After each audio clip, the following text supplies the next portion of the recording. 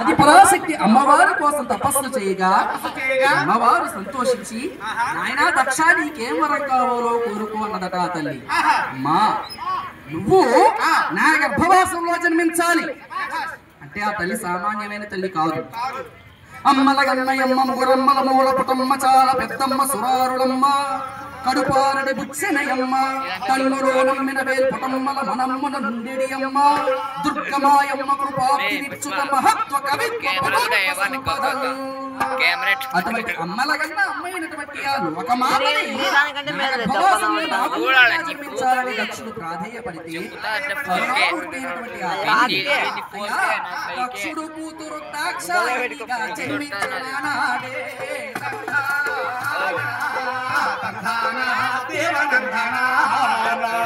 చూడు కూతురు దాక్షాయణిగా ఆ తల్లి జన్మించాడయ్యా.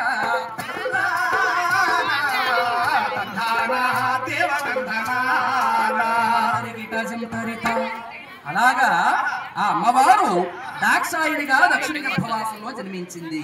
ఆ తర్వాత దక్షిణకి 15 మంది కుమార్తెలు జన్మించారు. ఆ 15 మందికి వివాహం చేశాడు దక్షుడు.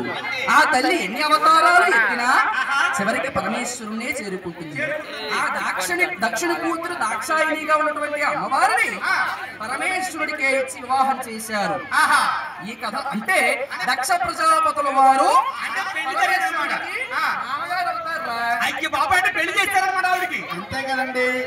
మామ అల్లుళ్ళు దక్ష ప్రజాపతి పరమేశ్వరుడు అంటే మామ అల్లుళ్ళు అంటే అలాగే ఉండాలి. అంటే నాలాగా మా మామగారు లాగా అనమాట. అంటే మీ మామగారు నువ్వు కూడా బాబు మా మామగారు నేను కూడా అలాగే ఉండేవాళ్ళం. అంటే ఎలాగో సార్ చెప్పరా? చెప్పమంటావా? చెప్పు. నాకు పెళ్ళైన కొత్తలో మా మామగారు నా ఇంటికి వచ్చి మీ మామగారు మీ అత్తగారు మీ దగ్గరికి వచ్చి ఏమండో అల్లుడు గారు సంక్రాంతి పండుగ వచ్చేస్తుంది, సంక్రాంతికి మీరు మా ఇంటికి వచ్చేయండి అంటే మా అమ్మాయి గారు మీరు మా ఇంటికి రావాలని అడిగారు.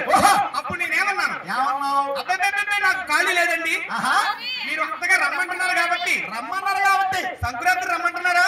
వస్తాను. 2 రాత్రులు మాత్రం మీ ఇంట్లో ఉంటాను. అంటే 2 రోజులు మొక్కమాటలు ఎక్కువ అల్లుడికి, అందుచేత 2 రాత్రులు మాత్రమే ఉంటారు. 2 రాత్రులు అంటే ఏ రాత్రులు? ఏ రాత్రుల నుంచి? సంక్రాంతి నుంచి శివరాత్రి వరకు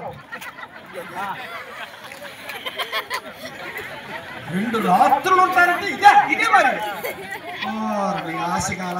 ఎప్పుడైతే అలాగే అన్నాను ఆ పర్లేదు వచ్చేయండి అన్నారు మా మామగారు అత్తగారు. ఏదో రకంగా అత్తగారు మామగారి ఇంటికి వెళ్ళాను. మీ మామగారు అత్తగారు మీకు మర్యాదలు ఎలా చేశారు? బ్రహ్మాండంగా చేశారు. అంటే గారెలు పూర్లు బొబ్బట్లు వట్లు ఆ భక్షాలు మొత్తం అన్ని వండి పెట్టేశారు. పిండి వంటలన్నీ వండేసి బాగా పెట్టేశారు. ఇంటికి వెళ్ళిపోయేటప్పుడు నాకు ఒక బైక్ పెట్టారు.